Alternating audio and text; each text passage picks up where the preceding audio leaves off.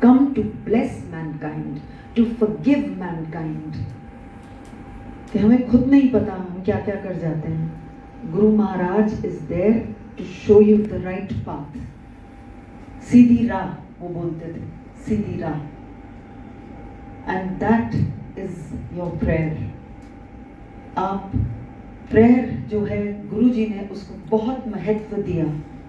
उन्होंने बोला हालात बहुत माड़े, मतलब खराब आ रहे हैं, आगे के हालात बहुत खराब आ रहे हैं, और जो पाठ करेगा, जो भगवान को याद करेगा वो बच जाएगा, ऐसा बताया गया था. ये स्पेसिफाई नहीं किया था कि क्या, बस एक लाइन बोली थी, भरे बाजार छोड़ोगे, तो वो छोड़े सबने, सब अपने घरों के अंदर ही हो गए, कहीं भी बाहर निकल ही नहीं पाए.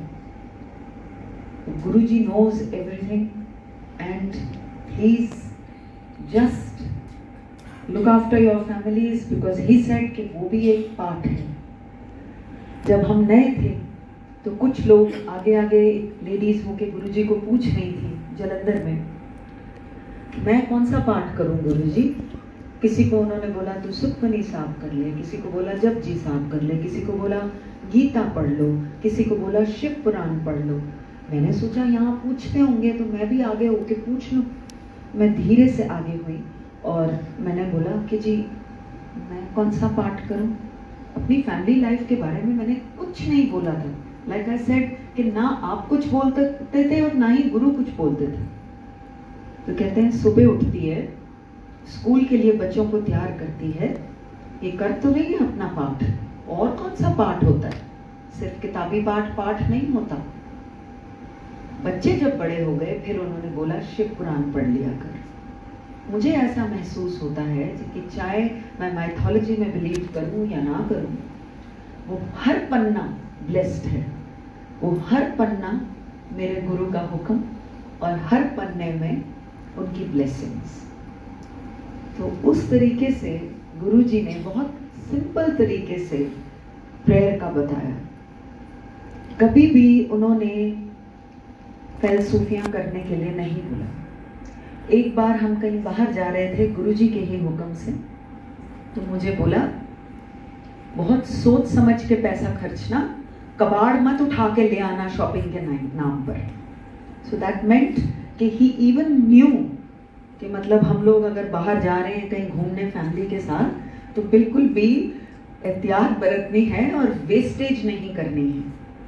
तो वो भी मैंने उस दिन उनसे सुना और सीखा. तो आप सब ब्लेस्ड रहिए और आप सब हमेशा उनकी शरण में हैं, क्योंकि उनकी शरण में जाने के लिए ज़्यादा देर की ज़रूरत नहीं. जैसे मैंने एक्सपीरियंस किया कि जब मैं नहीं थी, मैंने पूछा किसी को कि जी गुरुजी से कैसे बात करते हैं, मुझे तो ये भी नहीं पता कि गुरुओं से बात कैसे करते हैं. तो उन जनाब ने मुझे ये जवाब दिया कि आप उनको बोलिए कि आप मुझे अपनी शरण में ले लीजिए. मैंने कहा जी फिर क्या होगा.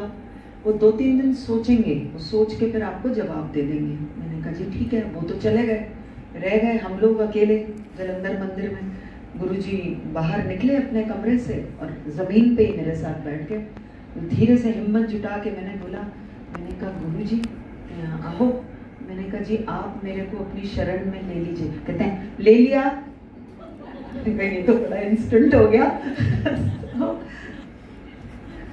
So that way गुरुओं को हमें अपनी शरण में लेने के लिए एक क्षण भी नहीं लगता. आपकी विल होनी चाहिए, आपका मन होना चाहिए, आपका आत्मसमर्पण होना चाहिए. थोड़ा सा हमारी संगत सुन के आप फास्ट फॉरवर्ड अपने आप को कर सकते हैं कि जो टाइम हमने वेस्ट करा उनको टटोलने में, वो आप टटोलने में टाइम वेस्ट ना करें.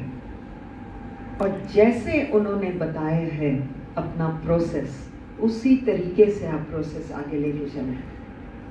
क्योंकि ब्लेसिंग याद रखिए वो दे रहे हैं. आपके इधर से उधर एडिशन एंड सब्ट्रैक्शन करने में वो blessings, you are interfering with the blessings. Then जब भी लंगर मिलता था कभी भी रिफिल नहीं मिलता था. कभी भी इजाजत नहीं थी कि वो जो 2 रोटी मिली है उसमें से एक कम कर दी जाए या ये सब्जी थोड़ी घटा दी जाए, नहीं। कभी भी ये नहीं था कि भूख और है तो एक रोटी या एक थोड़ी सब्जी और दे दीजिए, नहीं। He was very strict.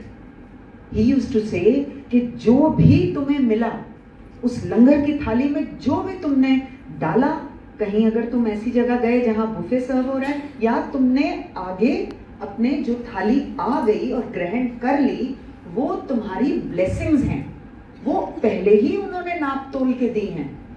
तो उसमें कोई लंच और डिनर नहीं है ये कि हम उसमें एडिशन कर रहे हैं या हम बोल रहे हैं excuse me I can't have one like I did. You can't do that. So he was very clear about it कि उसमें कोई भी रीफिल नहीं है। So follow those rules which Guruji had set and we are all very blessed to be in his sharan. Thank you all for listening.